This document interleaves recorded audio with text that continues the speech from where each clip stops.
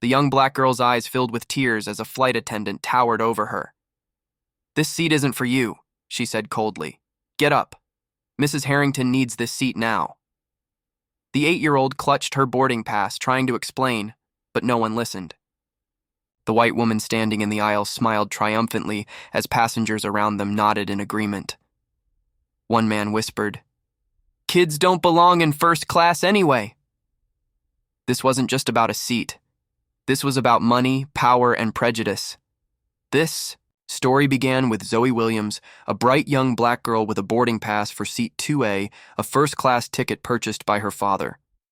What Zoe didn't know was that her father wasn't just any businessman. He was Marcus Williams, CEO of the airline she was flying on.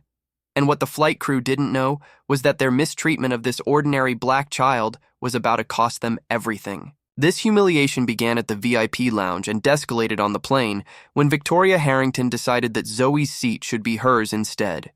Soon, Zoe's rightful place was stolen in plain sight, and she was removed from her first-class seat. If you stand against prejudice and believe everyone should be treated with respect, no matter their age, hit that subscribe button now and type justice in the comments. Then tell us where you're watching from, because this story has the best version of karma, discrimination, courage, and spectacular consequences. The black girl, Zoe Williams. At just 8 years old, she carried herself with the quiet confidence of someone much older.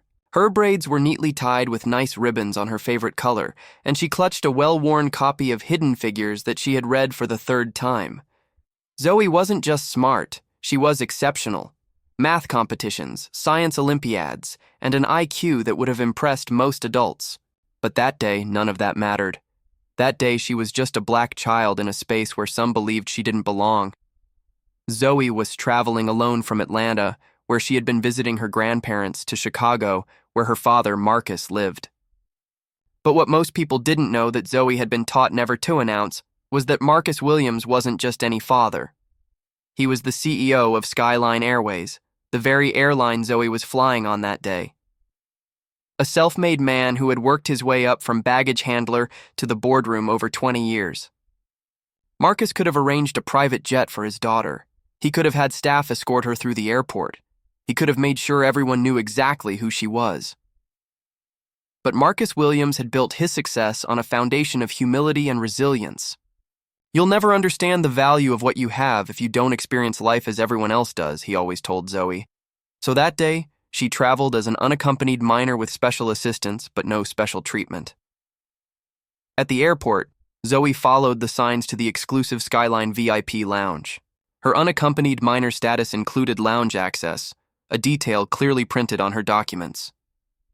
As the heavy glass doors slid open, she stepped into a world of muted luxury, soft leather chairs, complimentary refreshments, and the hushed conversations of business travelers. Zoe approached the reception desk, standing on tiptoes to make eye contact with Patricia, the lounge attendant. "Hello, I'm Zoe Williams. I'm traveling as an unaccompanied minor to Chicago," she said politely, sliding her documents across the marble counter. Patricia's eyes widened slightly. She looked at the papers, then at Zoe, then back at the papers. "Are you sure you're in the right place, sweetheart?" The endearment dripped with condescension. "The general waiting area is back that way." "I have lounge access," Zoe explained calmly, pointing to the relevant section on her documents. "It's included with my ticket." Patricia's perfectly manicured nails tapped against the counter. "Just one moment." She picked up the phone, turning slightly away from Zoe, as if she shouldn't hear the conversation. "Yes, I have a situation at reception. A young girl claiming to have lounge access. Yes, unaccompanied minor. No, first class. I know. That's what I thought too." Across the lounge, heads turned. A business executive in an expensive suit stared openly. A couple whispered behind their hands. Patricia hung up and scrutinized Zoe's documents once more, holding them up to the light as if checking for forgery. "Who purchased this ticket for you?" "My father," Zoe answered truthfully, but without elaboration. Marcus had taught her never to use his position for special treatment. After 3 more phone calls and nearly 15 minutes of standing at the counter, Patricia finally relented. Fine, you can stay. She gestured vaguely toward a small table in the far corner, separated from the main seating area. You can wait over there until your flight. Zoe's face betrayed nothing as she walked to the isolated table. Inside, her chest tightened with the familiar pain of exclusion, but she kept her father's words close. Your dignity is not negotiable. She sat tall, opened her book, and began to read, ignoring the stares that followed her. 2 hours later, the boarding announcement came for Skyline Airways Flight 2275 to Chicago. Zoe gathered her belongings and walked toward the gate, Patricia's eyes following her every step. At the gate, the same story repeated itself. Despite being in the first boarding group, the gate agent stopped her. Are you sure this is your flight, honey? Again, that condescending sweetness. Yes, I'm going to Chicago, Zoe responded, offering her boarding pass. The agent frowned. And you're in first class? The disbelief was unmistakable. Yes, seat 2A, Zoe confirmed, her voice steady even as her patience wore thin. This was the third time she had been questioned since arriving at the airport. After another verification call, Zoe was finally allowed to board. She walked down the jet bridge, already exhausted from constantly having to justify her presence. Flight attendant Ashley greeted passengers at the door, her smile wide and welcoming until she saw Zoe. Do you need help finding your seat in the back? Ashley asked, not even checking Zoe's boarding pass. I'm in seat 2A, Zoe explained, offering her boarding pass yet again. Ashley's smile faltered. She looked at the boarding pass, then at Zoe, her expression a mixture of surprise and doubt. Oh, right, this way then. The first-class cabin was spacious and quiet. Zoe found her window seat easily and settled in. Placing her backpack carefully under the seat in front of her, she arranged her book and tablet on the side table and buckled her seat belt. Everything by the book, just as her father had taught her. Always follow the rules, he'd say, because they'll be looking for any reason to say you don't belong. As other first-class passengers boarded, Zoe felt their glances. Some double-took, others outright stared. She kept her eyes forward, her expression neutral. This wasn't new. This wasn't even surprising, but that didn't make it hurt any less. The boarding process continued smoothly until Victoria Harrington appeared at the entrance of the first-class cabin. At 45, Victoria represented old money and entitlement in its purest form. Her cream-colored Chanel suit was impeccable. Her blonde hair styled in an elegant bob that likely cost more than most people's monthly rent. She clutched her designer handbag in one hand and her husband's arm with the other. Gregory Harrington, a tall man with silver hair and a permanently distracted expression, followed dutifully behind, thumbing through emails on his phone. Victoria paused at the entrance to first class, her eyes scanning the cabin like a general surveying a battlefield. When her gaze landed on Zoe, she froze. The girl sat quietly reading her book, completely unaware of the storm about to engulf her. Victoria's perfectly lined lips parted slightly in disbelief. Gregory, she whispered, but loud enough for nearby passengers to hear. Look at that. Why is a child like that sitting in first class? Gregory barely glanced up from his phone. Oh, I don't know, dear. Victoria didn't move. She stood blocking the aisle, causing a backup of passengers trying to board. This is precisely why we should fly private. The standards have completely collapsed. She turned to her husband with theatrical distress. And I specifically requested seat 2A. It has the best window view for taking off. Gregory sighed. Your ticket says 4C. Victoria. I checked it myself. Victoria's eyes narrowed. That's not acceptable. Not after the week I've had. She scanned the cabin again, her gaze hardening as it returned to Zoe. Wait here. Victoria moved, purposefully toward Ashley, who stood arranging welcome champagne at the front galley. Ashley's professional smile brightened at Victoria's approach. She recognized the type of passenger who expected special treatment. Excuse me, Victoria said, lowering her voice to a conspiratorial whisper. There seems to be a situation with the seating arrangements. Ashley leaned in. How can I help you? Ma'am? Victoria's eyes darted toward Zoe, then back to Ashley. That child is sitting in seat 2A. I'm quite certain she doesn't belong there. She must have wandered up from economy. Ashley glanced over at Zoe, hesitation crossing her face. She did have a first-class boarding pass. Victoria's hand moved discreetly into her handbag.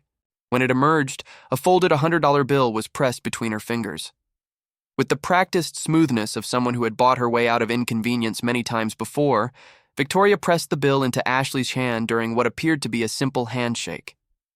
"I've had such a difficult trip," Victoria said, her voice dripping with manufactured distress.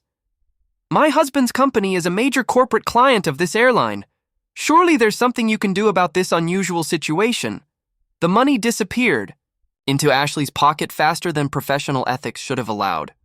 Her demeanor shifted immediately. Her allegiance purchased for the price of a moderately nice dinner. "I completely understand your concern, Mrs. Harrington," Ashley said, her voice now carrying the crisp certainty of someone who had made a decision. "Let me look into this right away. I'm sure there's been some misunderstanding with that child's seating." Victoria returned to her husband with the satisfied smile of someone who had just successfully manipulated the system. She didn't bother to lower her voice now. That child obviously wandered up from economy. The flight attendant is going to sort it out.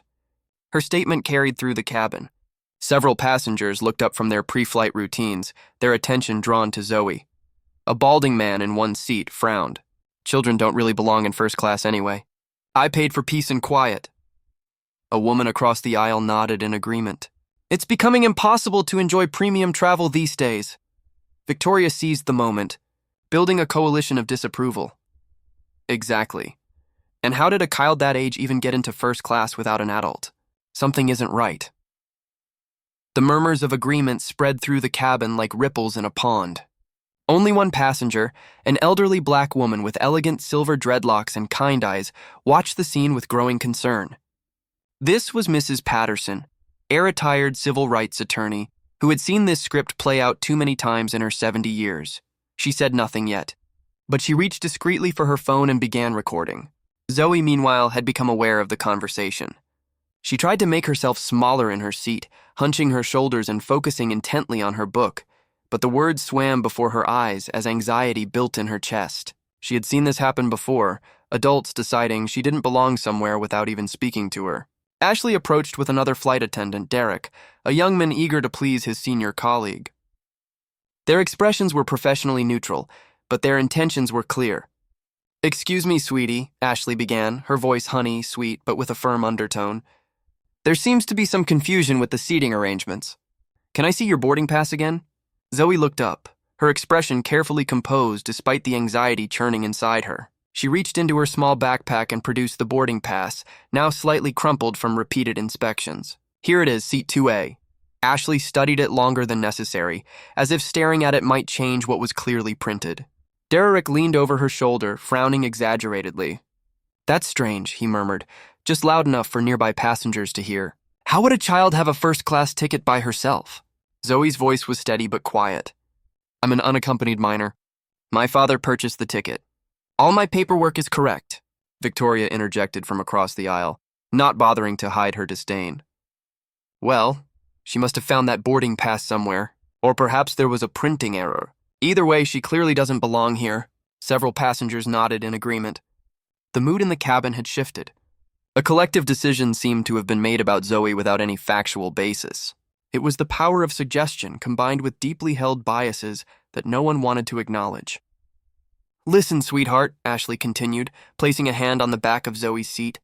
"For everyone's comfort, we think it might be better if you move to another seat. There are plenty of nice seats in the back of the plane." Zoe's hands began to tremble slightly, but her voice remained steady, a testament to her father's coaching on maintaining dignity under pressure. "My ticket is for this seat. I've been assigned seat 2A. I don't understand the problem." Victoria sighed dramatically. "This is ridiculous. The flight is already delayed and now this child is being difficult. Can't you just move her?" The balding man in one seat chimed in again. "Some parents these days have no consideration for other travelers. Sending a child to disrupt first class, it's inconsiderate." Zoe felt tears building behind her eyes, but she refused to cry. She remembered her father's words. "Never let them see they've wounded you." She took a deep breath and tried one more time. "My father paid for this seat. I have the right documentation. I don't want to move." Ashley's smile disappeared, her patience evaporating now that Zoe was becoming difficult. I'm afraid this isn't optional, but the comfort of all our passengers. We need to find your proper seating assignment. Derek stepped forward, his hand extended for Zoe's backpack. Let me help you with your things. Zoe looked around the cabin, searching for any ally, any face that might speak up for her. She found only averted gazes or outright hostile stares. Even Mrs. Patterson remained silent, though her eyes communicated a wordless apology as she continued filming discreetly. This isn't right, Zoe whispered. But her protest was lost in the noise of boarding. Ashley's voice hardened. We need to finish boarding. You'll need to come with us now so we can find your proper seat. The tears Zoe had been fighting finally spilled over. Silent tracks of moisture coursed down her cheeks as she gathered her book and tablet. She stood, her small frame dwarfed by the towering adults who had decided she didn't deserve to be there. Her movements were deliberate, dignified even in defeat. She refused to rush despite the impatient gestures from Derek. As soon as Zoe vacated the seat, Victoria swooped in, settling into 2A with a triumphant smile. Much better. This is exactly what I needed after such a stressful week. Gregory Harrington finally looked up from his phone, frowning slightly at his wife. Victoria wasn't your ticket for 4C? She waved away his question. It's handled, dear. The staff understood my needs. Derek led Zoe through the business class cabin and into economy. The contrast was stark.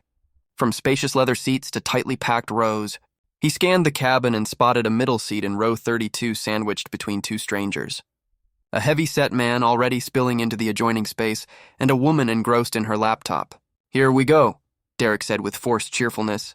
A perfect spot for you. Zoe said nothing as he stowed her backpack in the overhead bin, far enough away that she wouldn't be able to reach it herself. The message was clear. You are small. You are powerless. You do not matter. She sat rigid in the middle seat, hands folded in her lap, tears now flowing freely, but still completely silent. The man beside her glanced over with mild annoyance before returning to his football magazine. The woman on her other side didn't acknowledge her at all. Back in first class, Ashley served champagne to Victoria, who lounged comfortably in Zoe's rightful seat. Thank you for understanding my situation, Victoria said with a wink. The unspoken acknowledgement of their transaction hanging between them. Of course, Mrs. Harrington, Ashley responded with a conspiratorial smile. We always try to accommodate our valued passengers in economy class. Zoe stared straight ahead, her father's voice echoing in her mind. Your dignity is not negotiable. She may have lost her seat, but she refused to lose herself. With trembling hands, she reached for the seat back pocket and pulled out the safety card, pretending to read it while she gathered her courage to text a message to her father. Dad, I was denied my first class seat and it was given to a white passenger. What these flight attendants didn't know, what Victoria Harrington couldn't possibly imagine, was that sometimes the smallest person in the room held the greatest power. Have you ever witnessed someone being treated unfairly and wished you could intervene? What would you have done if you were on this flight?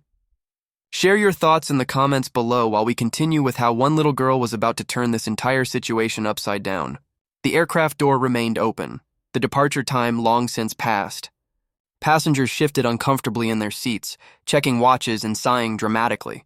In economy, Zoe sat perfectly still, her small hands folded in her lap, her eyes fixed on the seat in front of her.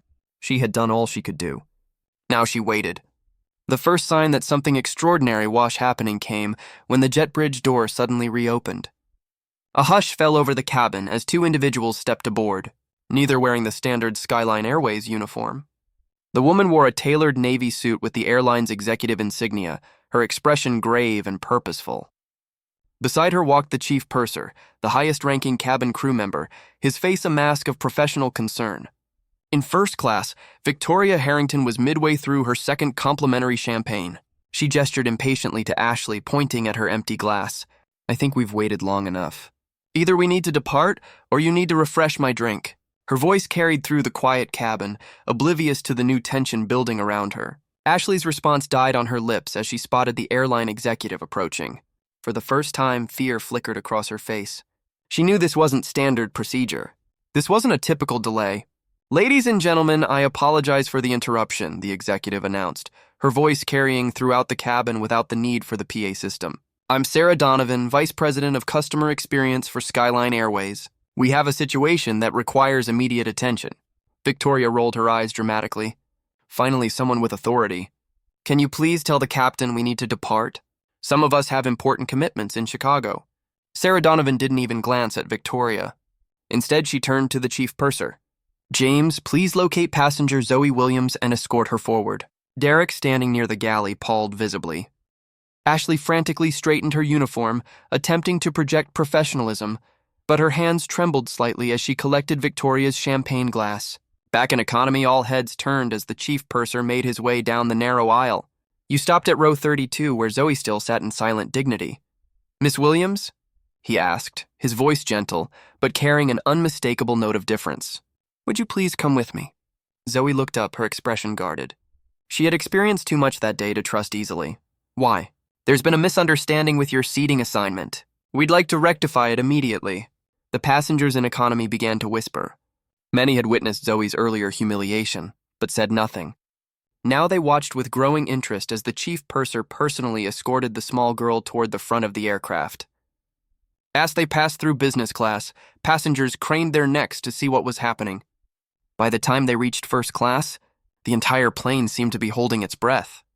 Victoria Harrington, still ensconced in seat 2A, froze mid-complaint when she saw Zoe approaching, with what appeared to be an executive escort. What's this all about? Victoria demanded, looking from Zoe to Sarah Donovan. We're already significantly delayed. Sarah ignored her, focusing entirely on Zoe. Miss Williams, I want to personally apologize for the treatment you've experienced today. Your correct seat assignment is indeed 2A, as your boarding pass indicates. Victoria sputtered, her face flushing. That's ridiculous. The flight attendant confirmed the child was in the wrong place. I have been seated here with the staff's full approval. Sarah Donovan turned to Victoria, her professional demeanor cooling several degrees. Mrs. Harrington, I'll need to see your boarding pass, please. This is outrageous. Victoria protested, but something in Sarah's expression made her reach for her handbag. She rifled through it, eventually producing her boarding pass with a triumphant flourish. There, seat 2A. Sarah examined the document and raised a single eyebrow. This is a business class boarding pass for seat 4C, Mrs. Harrington. Not first class and certainly not seat 2A. The cabin fell completely silent. Victoria's face cycled through shock, embarrassment, and anger in rapid succession. There must be some mistake. That flight attendant assured me. That flight attendant was mistaken, Sarah interrupted firmly, and we'll be addressing that shortly. At that moment, the aircraft's PA system crackled to life. The captain's voice filled the cabin, but his usual pre-flight announcement was noticeably different. Ladies and gentlemen, this is Captain Reynolds speaking. We have a rather unusual situation today. I've just received a direct call from Skyline Airways' chief executive officer who is requested to address the aircraft. A murmur rippled through the cabin. Executives never addressed passengers directly. This was unprecedented. The PA system crackled again and a new voice emerged. Deep, measured, and carrying unmistakable authority. Good afternoon. This is Marcus Williams, CEO of Skyline Airways. At the sound of her father's voice, Zoe's eyes widened. She stood a little straighter, but her expression remained carefully neutral. It has come to my attention that there has been a serious breach of our company's policies regarding passenger treatment on this flight. My daughter Zoe Williams was removed from her assigned first class seat despite having valid documentation. She was then subjected to discriminatory treatment by crew members who accepted a bribe to reassign her seat to another passenger. Victoria Harrington's face drained of all color. Ashley, standing nearby, looked as though she might faint. Derek had disappeared entirely from view. Marcus continued, his voice remaining remarkably controlled despite the obvious anger beneath his words. At Skyline Airways, we have a zero-tolerance policy for discrimination of any kind. We also have a zero-tolerance policy for staff accepting payments or gifts in exchange for preferential treatment. The silence in the cabin was absolute. Even the ambient noise of the aircraft seemed to have dimmed in deference to Marcus Williams' voice. The crew members involved in this incident are being removed from their positions effective immediately. Mrs. Victoria Harrington, who offered the bribe and knowingly occupied a seat that was not assigned to her, will also be removed from this flight. Furthermore, Skyline Airways will be permanently suspending Mrs. Harrington's membership in our loyalty program, and she will no longer be welcome on our aircraft. Victoria jumped to her feet, her face contorted with indignation. This is preposterous.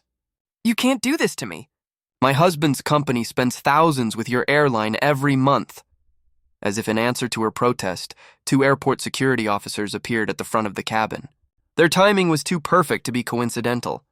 This had been orchestrated down to the second. "Mrs. Harrington," Sarah Donovan said calmly, "please gather your belongings. These officers will escort you from the aircraft." Victoria looked around frantically, searching for support among the passengers who had so eagerly joined her coalition of disapproval earlier. Not a single person met her gaze. The balding man in 1C suddenly found his safety card fascinating.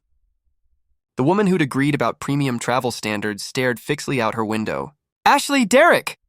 Victoria called out as if they might somehow intervene on her behalf. But Ashley stood frozen, her career visibly crumbling before her eyes. Derek was nowhere to be seen, having retreated to the back galley at the first sign of trouble. Marcus Williams's voice returned softer now. "Zoe, I'm sorry this happened to you today. I hope this resolution provides some comfort. I'll see you when you land in Chicago, sweetheart." There was a momentary crack in his professional demeanor, just enough to reveal the father beneath the CEO. Then his voice returned to its official tenor. "To all other passengers, I apologize for the delay. New crew members are already boarding, and you'll be on your way shortly. Thank you for your patience, and thank you for choosing Skyline Airways." The PA system clicked off, leaving a cabin full of shocked passengers in its wake. Victoria Harrington stood in the aisle, security officers waiting patiently on either side. Her face had gone from pale to mottled red. Her carefully cultivated image of sophistication shattered beyond repair. "This is a mistake," she insisted, her voice rising to a pitch that made nearby passengers wise. "Do you have any idea who my husband is?" Sarah Donovan's response was calm but unyielding. "Mrs. Harrington, we have security camera footage from the cabin showing you passing money to our flight attendant. We also have witness statements." She glanced meaningfully toward Mrs. Patterson, who still held her phone with its damning video evidence. "Your options are to leave the aircraft voluntarily or removed. But you will be leaving." Something in Sarah's tone finally penetrated Victoria's bubble of entitlement. With as much dignity as she could muster, which wasn't much, she collected her designer handbag and followed the security officers toward the exit. Ashley was next, escorted by another airline official who seemingly materialized from nowhere. Her uniform jacket was removed before she even reached the door. A public stripping of her position that spoke volumes. Derek was found hiding in the rear galley and marched forward, his face a mask of shame as he passed rows of staring passengers. As they exited, a new flight crew boarded, fresh-faced, professional, and clearly briefed on the situation. Their expressions were a mixture of determination and slight trepidation as they began their duties under the watchful eyes of a cabin full of passengers who had just witnessed corporate justice in action. The new purser approached Zoe, who still stood beside Sarah Donovan in the first-class cabin. "Miss Williams, would you like to return to your seat now?" Zoe nodded silently and took her rightful place in 2A. As she settled in, the passengers who had watched her humiliation earlier now witnessed her vindication. Some looked ashamed, others impressed, but all understood they had just witnessed something remarkable. Mrs. Patterson moved from her seat to the now vacant one beside Zoe. She reached over and gently patted the girl's hand. "Your father would be proud of how you handled yourself today," she said quietly. "You showed more dignity than all of them put together." A fresh glass of apple juice appeared before Zoe, served by a flight attendant whose smile contained not a trace of condescension. "With our compliments, Miss Williams. Is there anything else you need before we depart?" Zoe shook her head, finally allowing herself a small smile. "No, thank you. I'm exactly where I'm supposed to be." The new captain's voice came over the PA system, professional and warm. "Ladies and gentlemen, on behalf of our CEO, Marcus Williams, and the entire Skyline team, I'd like to apologize for the delay. We'll be departing for Chicago shortly. Current flight time eyes 2 hours and 15 minutes. The remaining first-class passengers who'd either participated in or silently enabled Zoe's mistreatment now sat comfortably in their seats." The balding man from 1C made a point of leaning across the aisle. I'm sorry about earlier. I should have said something." Zoe regarded him thoughtfully. At 10 years old, she had just received a masterclass in power, prejudice, and privilege. She nodded politely but said nothing. Her silence more eloquent than any response could be. As the aircraft finally pushed back from the gate, nearly an hour behind schedule, not a single passenger complained about the delay. They had all learned a valuable lesson that day. Justice may sometimes be delayed, but in the right circumstances, it can be both swift and absolute. As Flight 2275 cruised at 36,000 FT somewhere over Indiana, A remarkable transformation had taken place. The tension that had filled the cabin had dissipated, replaced by a peculiar mix of reflection and humility. In seat 2A, her rightful seat, Zoe Williams had finally allowed her shoulders to relax. The rigid posture of self-defense she had maintained since arriving at the airport gradually softened. For the first time that day, she looked like what she truly was, a 10-year-old girl. From her small purple backpack, Zoe retrieved a sketchbook and a set of colored pencils. Her hands moved across the page with quiet confidence, creating bold strokes of purples and blues. She was drawing what appeared to be a bird in flight, soaring above clouds that looked suspiciously like faces looking up from below. Art had always been Zoe's refuge, her father's encouragement giving her the freedom to express what words sometimes could not. Beside her sat Mrs. Patterson, the silver-haired woman who had documented the entire incident on her phone. She watched Zoe draw with appreciation in her eyes. "You have real talent," Mrs. Patterson observed softly. "The way you capture movement, that's not easy to do." Zoe looked up with a small smile. "Thank you. My dad says art helps us tell the truth about the world." Patterson nodded thoughtfully. "Your father sounds like a wise man, not just for running an airline, but for raising such a remarkable young woman." Across the aisle, the balding man who'd so vocally supported Victoria Harrington's campaign shifted uncomfortably in his seat. He had been stealing glances at Zoe for the past 20 minutes, working up the courage to speak. Finally, he cleared his throat. "Excuse me," he began, his voice uncharacteristically humble. "I want to apologize for my behavior earlier. I made assumptions that they were wrong, and I'm sorry." Zoe regarded him with eyes far older than her years. She didn't immediately respond, letting the moment stretch just long enough to make the man squirm. It wasn't vindictiveness. It was a lesson her father had taught her about allowing people to sit with their mistakes. "I accept your apology," Sheffenally said, her voice clear and dignified. "Thank you for saying it." The man nodded, relief washing over his features. "Your father must be very proud of you." Zoe returned to her drawing, but a small smile played at the corners of her mouth. "Yes, he is." One by one, other first-class passengers found reasons to pass by Zoe's seat.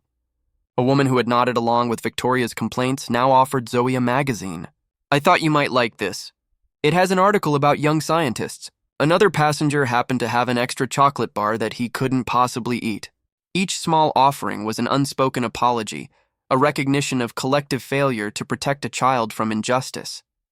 Mrs. Patterson observed this parade of penance with knowing eyes. She leaned closer to Zoe. "You know why they're all doing this, don't you?" Zoe nodded without looking up from her drawing. "They feel bad because they didn't stand up for me before." "That's right. And do you know why they didn't stand up for you?" Zoe considered this question carefully. "Because it was easier not to, and because they didn't think I mattered." Mrs. Patterson sighed, the weight of decades of similar experiences evident in her voice. "When I was about your age back in 1965, my mother took me into a department store in Birmingham, Alabama. I wanted to try on a hat, a pretty yellow one with a ribbon. The saleswoman said, 'Those aren't for you to touch.' My mother stood tall and said, 'My daughter's money is as good as anyone's.' She bought that hat, even though we really couldn't afford it." Zoe looked up, genuinely interested. "Did you wear it?" Mrs. Patterson smiled. "Every Sunday for a year, and every time I put it on. My mother would say, 'Remember, your dignity is not for sale.' Sounds like your father teaches you similar lessons." The flight attendant appeared with the beverage cart, offering drinks with a warm sincerity that stood in stark contrast to Ashley's performative politeness. As Zoe accepted another apple juice, her tablet chimed with an incoming video call. The screen showed Dad with a small airplane emoji beside his name. Zoe looked questioningly at the flight attendant who nodded. "Special permission from the captain." "Go ahead and take it." When Marcus Williams' face appeared on the screen, the resemblance to Zoe was immediately apparent. The same thoughtful eyes, the same quiet determination in their expressions. His voice was low but clear even through the tablet speakers. "Hey, Butterfly. How are you doing?" Zoe's composure finally cracked just a little. Her bottom lip trembled slightly before she steadied it. "I'm okay now. I did what you always told me. I stayed calm and kept my dignity."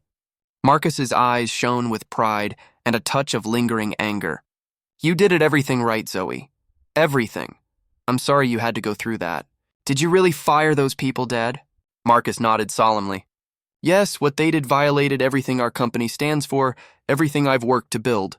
He paused, choosing his next words carefully.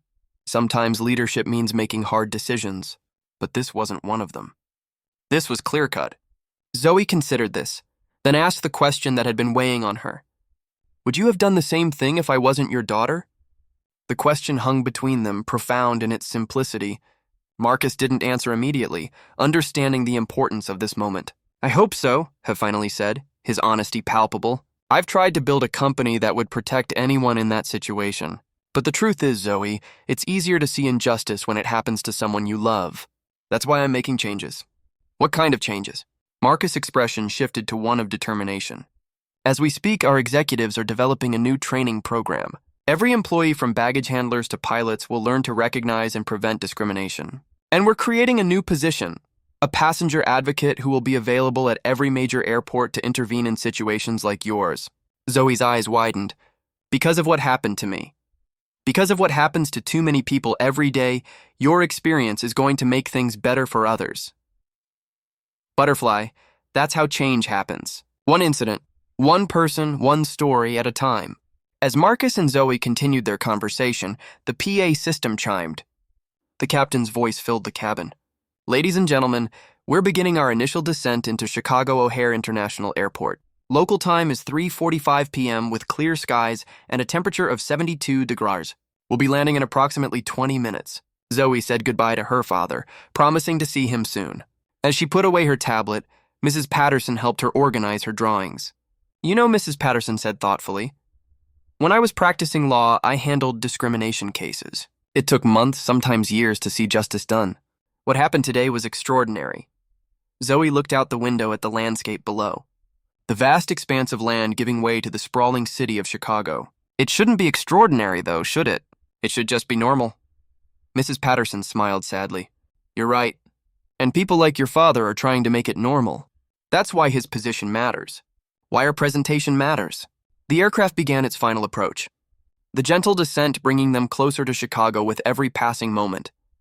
Flight attendants collected final items and prepared the cabin for landing. There was an atmosphere of unusual thoughtfulness throughout the first-class cabin, each passenger seemingly lost in their own reflections about what they had witnessed that day. When the plane finally touched down at O'Hare, the usual chaotic rush to stand and retrieve belongings was noticeably absent. Instead, passengers remained seated, allowing Zoe and Mrs. Patterson to exit first. A small gesture of respect that would have been unimaginable 2 hours earlier. As Zoe walked up the jet bridge, she spotted a tall figure waiting just beyond the gate area. Marcus Williams stood apart from the crowd, his commanding presence drawing glances from passing travelers. He wore no identification that marked him as the CEO of a major airline. Just a simple suit and the watchful expression of a father waiting for his child. When Zoe saw him, her careful composure finally broke completely. She ran the last few steps, dropping her backpack as Marcus knelt to embrace her. For a moment, there was no airline, no incident, no public spectacle, just a father holding his daughter close, his large hand cradling the back of her head as she buried her face in his shoulder. I was scared, Zoe whispered, admitting what she couldn't show during the ordeal. I know, Marcus replied softly. Being brave doesn't mean you're not scared. It means you do what's right even when you are scared. And you were so brave today, Butterfly. He stood, keeping one arm around Zoe's shoulders as they collected her backpack.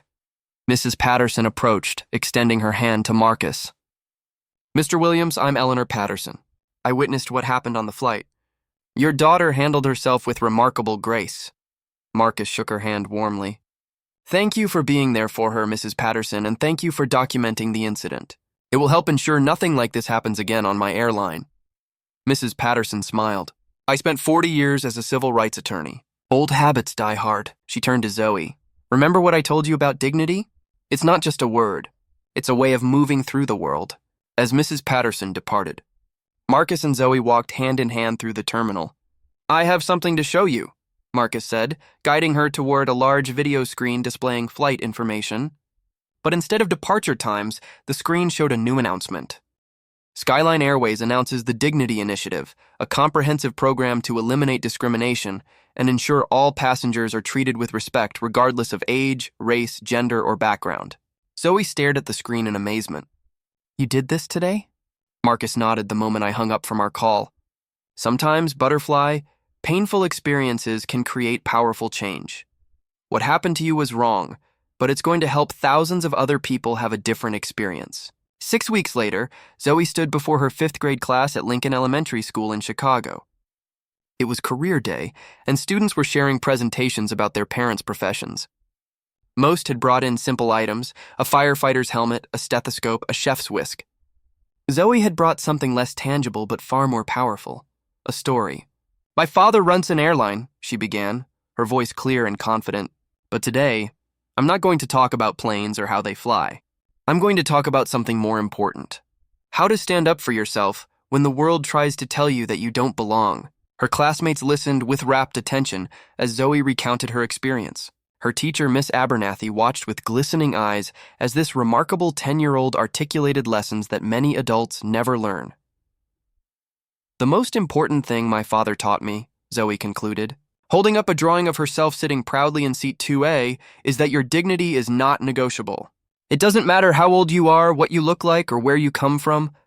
You deserve respect, and sometimes you have to be brave enough to demand it." As her classmates applauded enthusiastically, the camera panned back to reveal Marcus standing at the back of the classroom, watching his daughter with unmistakable pride. In this moment, in this ordinary classroom on an ordinary Wednesday, something extraordinary was happening. A new generation was learning what justice looked like, what courage sounded like, and what dignity felt like. All through the story of an 8-year-old girl who had refused to give up Hersiat. If you enjoyed this story, hit the subscribe button and share with others. See you in our next